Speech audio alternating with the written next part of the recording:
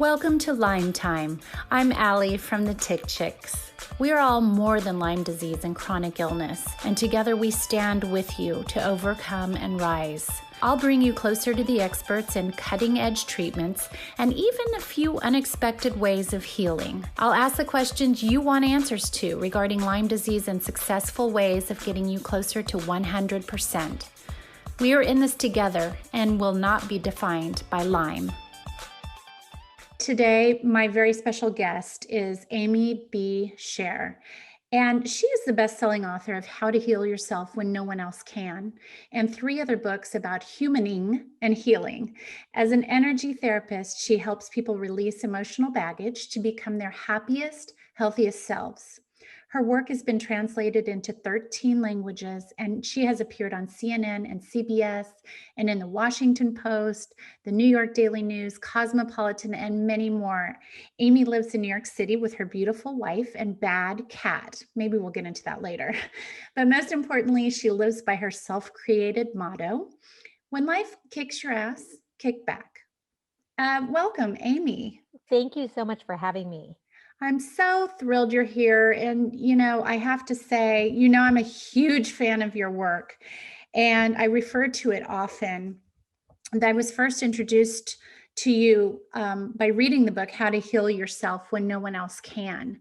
And I think I had just gotten to that point in my journey where I sort of decided I could think about surrendering to a certain degree, because I had spent so much time fighting and advocating for myself, and and trying to get to the best doctors, that I sort of naturally came into that part of my journey. I'd like to let our listeners know your journey from you had a life-threatening illness, and how you had your own epiphany that changed the destiny of your life. Yeah, sure. So I had chronic Lyme disease amongst a million other diagnoses, which I think we all understand, and was really debilitated. I was in a wheelchair for part of the time. I was in bedridden for part of the time. This happened over a decade. So it was a really long journey. And I had essentially done everything you could think of, as many of us do, to heal my body. And I took a huge leap of faith in 2007, 2008, to go to India for an experimental stem cell transplant. And it vastly helped me improve my health, except for when I came home and tried to quote unquote get back to my life. I started to have symptoms again. And that's when I had this life changing epiphany, which was, if you treat the body and the physical body isn't healing, there must be something else. There must be some other influencer that is affecting the physical body, that is making the physical body sick. And that was a huge turning point for me in terms of realizing that my emotional self, my inner landscape, was just as, if not more important than all of the external treatments that I was doing for myself. And once I got that and embraced that versus kicking and screaming, trying to say, it's not my fault, which I had previously done, that was when my true healing started. Yeah, I can relate to that feeling of, especially with an invisible illness, we feel like we have to prove so much, and just to even convince other people that we really feel horrible, and then take on some of the responsibility, I'll say in quote marks, that perhaps there is some work that needs to be done on our own personal, what we're bringing to the table, and to then merge the two worlds is quite key. Your first book, How to Heal Yourself When No One Else Can, is one of my all-time favorite go-to books. It's marked all up. I have marked the pages and bent the pages, and I really love it. It's easy to read, and it just feels like it spoke to me. And it also gives the reader specific techniques to do while they're in the middle of panic or fear mode. Um, and you and I share a lot of the same philosophies in life and in healing. I've often said that I've started healing the moment I stopped fighting, and just kind of decided that I was going to take on a new approach while I was still fighting and kind of take a different angle. And that's why I always say there that healing is a multifaceted, multi-layered journey. Can you tell us why it's important to reach the point of surrender for our listeners? Yes, and thank you so much for sharing that about your journey too, because I think the more people hear this, the more they can start to sort of relate it to their own experience and their own journey. So I just realized essentially at some point that all my fighting and hating that I had Lyme disease and being mad about this and feeling um, dismissed by doctors and X, Y, a million things, et cetera, et cetera, et cetera, was actually draining me, was actually stealing my healing energy from myself. And I found a way to stop fighting so hard while still very much being into healing myself, being adamant that I would get better, Mhm. but letting go of all the extra resistance and fight and struggle and even fighting on a bit on the sort of level of daily with every symptom. Like I started to just care less and not yeah, I started to care less about each and every symptom. I started to put less weight on what every symptom meant and started to sort of surrender to the experience. And there's another woman in the Lyme community who wrote a fabulous book that is really all about the surrender experience. Her name is Jenny Rush of Lyme Thriving. And she puts it so beautifully, but it's sort of the same experience I had. And you'll see this in people who have healed from Lyme disease, where they did reach that point of surrender. And if you look at people's stories, you can find it in those that have healed, and you realize how important it is. But the point of surrender is just, I, in this moment, am surrendering to what my reality is. That doesn't mean I give up. That doesn't mean I don't want to get better. It just means that I decide to surrender to the reality that is, because in this moment, I can't change it. So, all energy, all freaked out, chaotic, panicked, angry energy that goes into fighting it is is robbing me from that healing. And for me, it really was a lot of just kind of going, this is not where I want to be, but this is where I am. Like I had to have a lighter attitude, or like I don't feel good. Instead of not feeling good and trying to figure out the 43 different things I could have eaten that didn't make me feel good, or what the co-infections were doing, or what did I do 3 days ago that could be making me feel like crap right now, I sort of just went, I don't feel good. What if I just let myself not feel good? Like how relaxing would that be in a way? And I shifted my perspective, and it's so much more relaxing not to fight, and it's more effective. It's so much better for the nervous system, which you need to be relaxed in order to heal. I agree. I found for me, I could visualize sort of just let's stop trying to kill whatever is in my body right now, this alien that has taken over, and instead just start treating the symptoms. Instead of looking at my levels and my numbers and all of that and focusing on that, I just thought, let me just treat my symptoms. Today I woke up and my feet hurt, so I'm going to take care of that. Today I Yes. woke up and my, whatever, I'm fatigued. I'm going to go ahead and take care of that. And not that you only have one at a time, but it helped me sort of compartmentalize that. And also, I have to be honest, I have surrendered many times in my journey. It was one big surrender, but then oftentimes along the way, I have to continue surrendering. Your new That's how book, it was for me as well. You don't just do it once and check it off the list. You do it and you're like, oh, reminder, this other way isn't working. I have to surrender again. So I'm totally with you on that. yeah, yeah, it's so true. And I wanted to, well, first of all, thank you so much. You were so nice in giving me an advance copy of your new book, which is gorgeous and happy and bright yellow on the Thank outside. you. It's so Thank great. you. But anyway, it's a self-guided program to stop feeling like shit. But title, the title is How to Heal Yourself from Depression When No One Else Can. And for some people, I know depression, you know, can be severe and acutely debilitating. And then for others, it may be a point in a painful time of transition.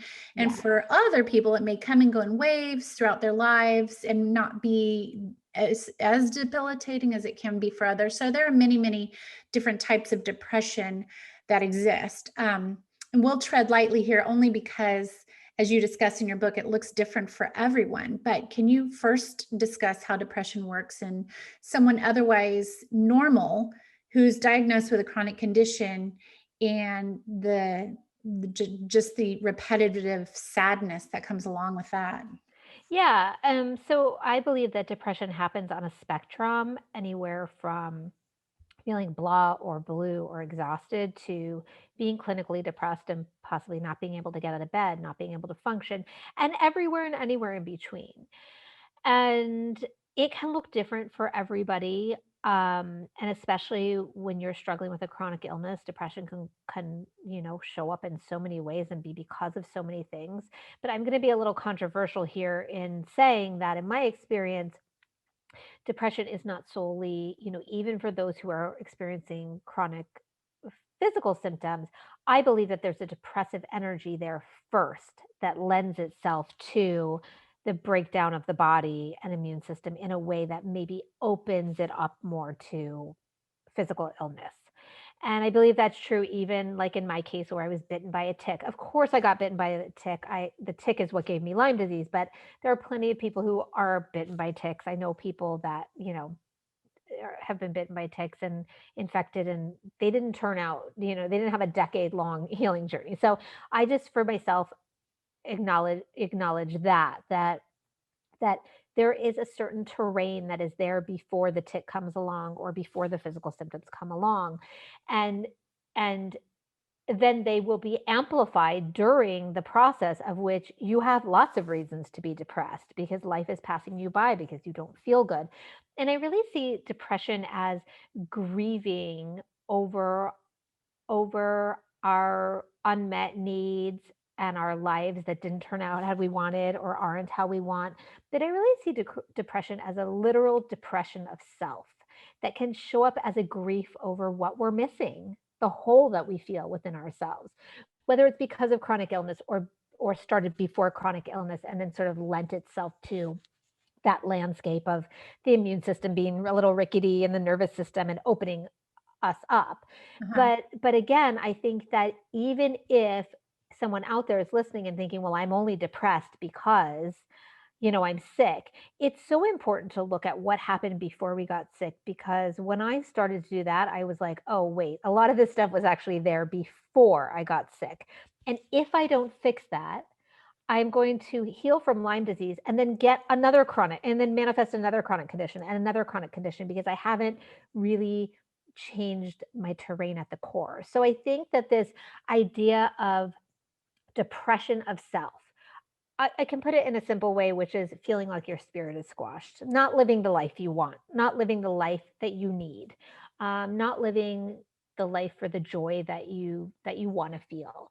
This literal depression of self happens because we ignore our needs, we ignore our wants, we get buried by life, like life is big and sometimes tumultuous and buries us. And so I really think no matter what, how people are experiencing depression, there is a spectrum. And for myself, a few years ago, I experienced it not in a clinically depressive way, but in a way that I didn't even recognize it because I wouldn't have thought of myself as somebody who was depressed. But I put myself on the back burner for so many reasons for so long that I completely disconnected from myself and I was depressed and suppressed in many ways.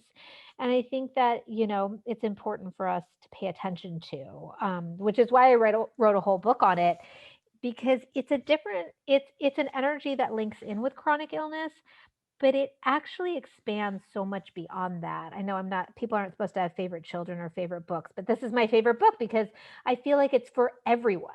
It's not just for people with chronic illness, but it's especially for them because I truly believe there is that depressive heavy energy that's sort of brewing before the illness comes about and that it amplifies it. I think it's fascinating, and it's a new thought for many of our listeners to consider that as part of their lifelong journey. And I love this next subject, which is energy therapy. And again, it may be a new concept for those of you who have only relied on conventional or allopathic medicine up until this point. But Amy, if you could take us through what energy therapy is and why it's an important part of the healing process. Sure. So energy therapy is an approach to working with the body's energy system. And this is the body's energy system is essentially what is utilized in many ancient healing modalities, but Ayurvedic medicine, traditional Chinese medicine, which I love so much, um, and other Reiki. I mean, so many ancient healing practices. The specific type of energy therapy that I work with is called energy psychology, which is working with the body's energy system in relationship to thoughts, beliefs, and emotions. So it's all about our emotional selves. Whereas Chinese medicine, Reiki, some of the other ones move energy in different ways or focus on different aspects of working with the energy system.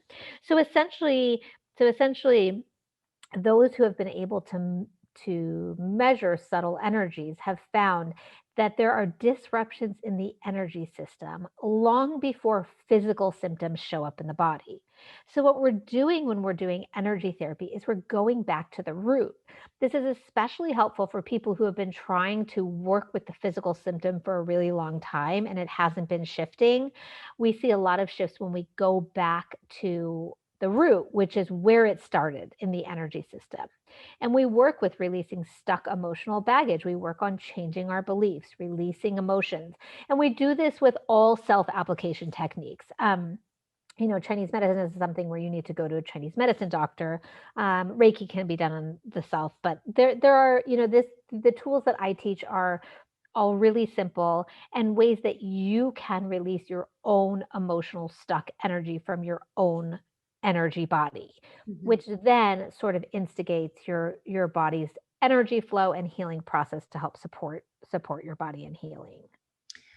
It's great, and it's very specific. What's great about your techniques is they're very specific to each reader because they're Yes, sitting in there in their own comfort of their own home and going into their own experiences. And in the book, you share an extensive list of beliefs that can be the root of depression and illness. And I'll just, if you'll indulge me, I'll read a few here that sure. might trigger something in some listeners. Some of these beliefs that we might have are I need this depression because if I heal, fill in the blank, or I'm unlovable, or I need to struggle, or I'll only be loved or taken care of if I'm depressed, or when things start to go well, something bad always happens. Or people will only believe if I'm in pain if they see me suffering, or getting better will prove this was my fault in the first place. And of course, you have many on the list, but these are all very big and very heavy belief systems that I'm sure many of us have from childhood. But by addressing life and mental patterns, you believe healing is possible. So, how does creating lasting change look when these are beliefs that we have and so deep rooted? Yeah, and these beliefs are important because beliefs actually drive our behavior and our perspective and perceptions of life. So these beliefs that I'm unlovable or I don't matter or and I should say these are subconscious beliefs. Nobody's holding on to depression or illness on purpose. There's just nobody's doing that. We're all working really hard to feel good and feel better and so I think it's important to say these are just things that happen in the subconscious mind and until you change that part of you that you don't always have such easy access to, it's very hard to change your body because your subconscious mind and your body have to be in alignment for you to heal. And this was one of the biggest things that helped me heal from Lyme disease permanently and completely was changing things like my beliefs. Because if I feel like I'm undeserving of being healthy and happy. How is my body? How are the cells in my body that are taking direction from my subconscious mind going to help me heal? They're not. That creates an inner conflict in the body. And so So my book actually walks you through the exercises to clear these beliefs. And you're right that there are pages and pages of beliefs because I wanted people to know what beliefs could be keeping them stuck. I didn't want them to have to guess what they might be thinking, what might be stuck in their subconscious. So, in how to heal yourself from depression when no one else can, I really took a very hand holding approach through the whole book. Like you just read the book, you do the exercises in order, and you get to the end. And it's almost really like a workshop in a book. And those beliefs are a big part of the book because those beliefs, I always call those kind of the gold mine of healing. Because if you can clear those beliefs, which you can, it's not very hard. The hardest part is not even knowing you need to clear those beliefs. But Sure. when you clear them, you can start to see that you see the world differently, that you see your body differently, that you see your healing possibility differently, and you realize that you were looking through a lens that wasn't quite telling you the truth. It was telling you, you know, it was showing you the world or your healing capability based on old programming that you had from years and years ago. But when you start to change that, and you could do it from lying in your bed. You don't have to do I mean, you just follow the book. It's nothing, it doesn't take hours a day. You can do this in 10 to 20 minutes a day. You Mhm. just start to see everything change. And when you see things differently, your body tends to follow suit. It's really true that we can have these lies that we don't even know that we're telling ourselves. So here we are trying so hard, trying and working so hard, but still the lie that tells ourselves we don't truly deserve it, or whatever our belief is, and can is just constantly working against us. So there are a lot of parents of kids with Lyme disease, and obviously these kids can go through their own moments of depression too. Is there a time and a place for an antidepressant, or could a parent actually take your book and help them facilitate some of these techniques? Yeah, I think the answer to both of those is yes. My work works beautifully in conjunction with whatever you're already doing because this work is something that medication can't do for you, that a doctor can't do for you, that even, a Chinese medicine doctor or an Ayurvedic practitioner can't do for you. This is releasing emotional baggage that and stress from the body and feelings and changing your perspective. These are only things that you can do. So yes, and depression and chronic illness are such complex topics. I'm not a doctor, but I have both seen people thrive immensely using these techniques in conjunction. And then, while I always say that, I defer to your doctor, I've also seen people where nothing has worked and they've used the techniques and that's worked without anything else. Mm. So I'm so ultra cautious because I don't think anybody should be ashamed of taking medication, ashamed of using any support that is good for them. But that we also need to acknowledge that doesn't always work for everyone. So if you are out here thinking, listening and thinking, well, nothing else has worked for me, I say try this. And if you're on medication and that is working, stay on it and do this anyway. It's really something to do that is essential no matter what else you're doing with your doctor. I agree, and some of these techniques might be very new for people. And what I love about your new book is that it's very spelled out. I love the section on drawing boundaries, which was one of my biggest issues, and it's very difficult for some people. These may seem very easy to do at first glance, but I could say from personal experience, and I've been doing this kind of work since I was in my early 20s. Releasing emotional blocks is actually for the very brave. I mean, you have to be super brave to take a deep dive into your soul and really be honest about what's going on. And you have to be committed to big change. There's virtually no way for a person diagnosed with Lyme or chronic illness to escape some level of depression. So I've learned to turn it into personal strength and sort of determination and laser focused, just clarity, and get myself into remission. Um, but can you just, before I let you go, can you tell our listeners sort of some final thoughts to those who are right now struggling, who feel alone, and who feel like, that they've tried it all, and even though they may not have tried your techniques, what would you say to them? Yeah, I mean, this is something I experienced. I tried it all and nothing worked. And you just keep going little by little. And it doesn't always take a massive thing. Like I flew all the way to India and that wasn't what did it for me. I mean, of course, I do give a lot of credit to I actually give credit to every treatment that I ever did, even the ones that I thought didn't work. Because I do think that healing is all about the pieces you pick up along the way. I don't think there's one magic bullet to anything. I think that what we do is we gather up enough of the pieces that sort of tips our body over the edge toward healing, toward a calmer and more robust nervous system, toward a stronger immune system.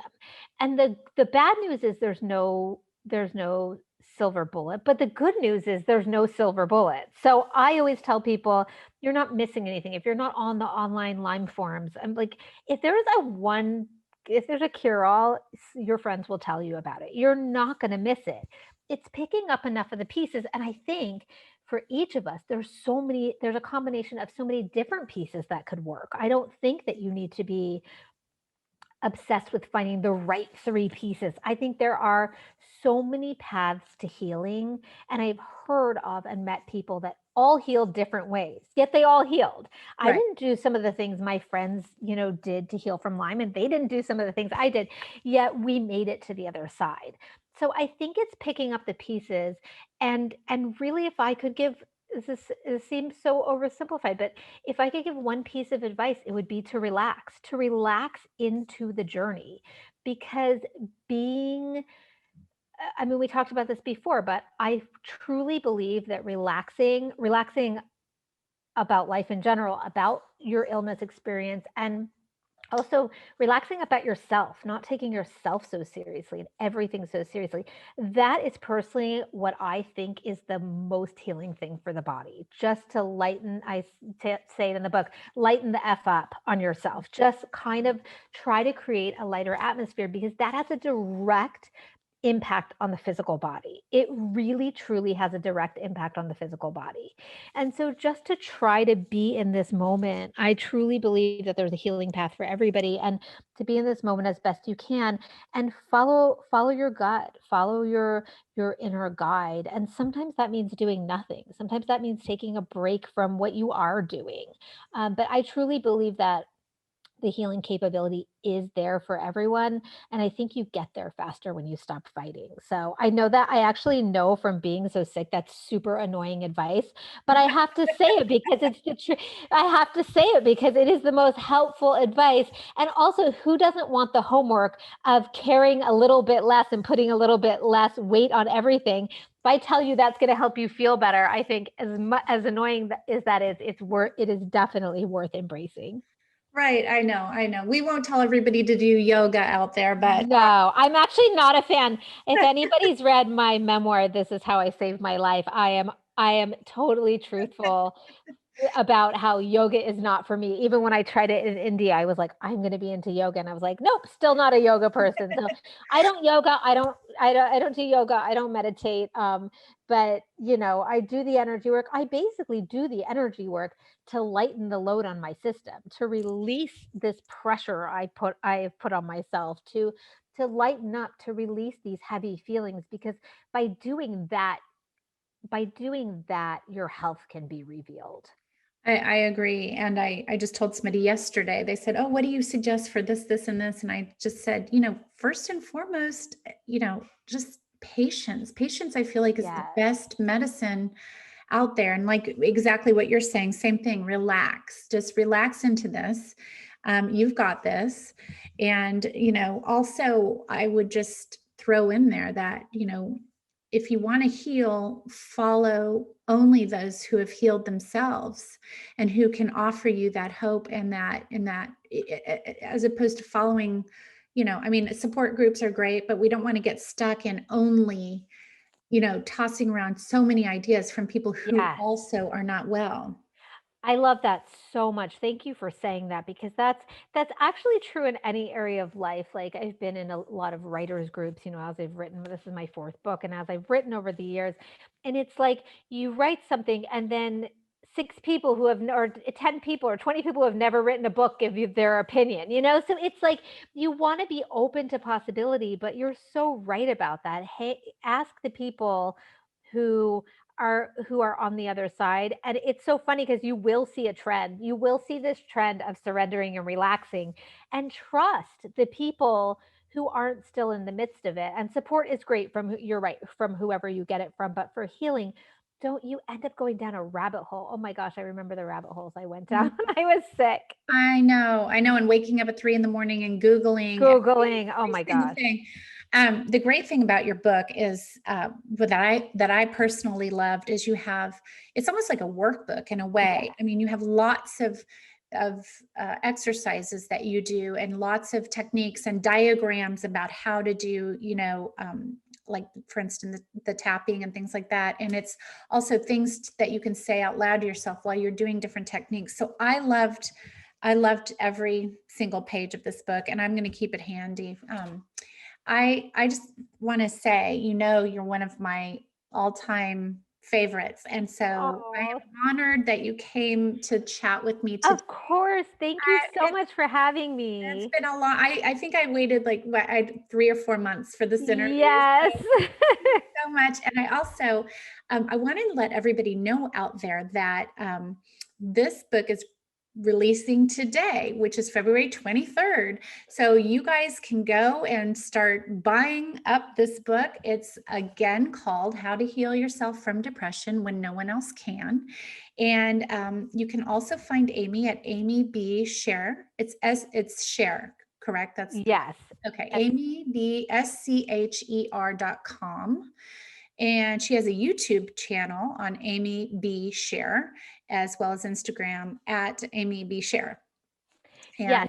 And if I could just say, anybody who buys the book this week can go onto my website and put your receipt number in and join a 90-minute group healing session. oh Uh, my gosh, Yes, we're gonna do tons of live healing. I'll be taking you through all the techniques. I regularly do a class like this every month, but with the purchase of the book, this one will be free for you. So, and it's much less, the purchase of the book is much less than I normally charge for a class. So please make sure to go on my website and join that 90-minute deep healing session. It's gonna be so fun. that's so great. What a great offering from you. And if people are listening to this later on, well after the release of the book, you can obviously buy the book at Amy's website. You can also buy it at thetickchicks.com because guess what? You will help with Lyme research and advocacy by doing that. So, anyway, Amy, thank you for your time. We love you. I hope that you'll come back and do something fun again soon. Absolutely. Anytime. Okay, bye. Thank you. Bye.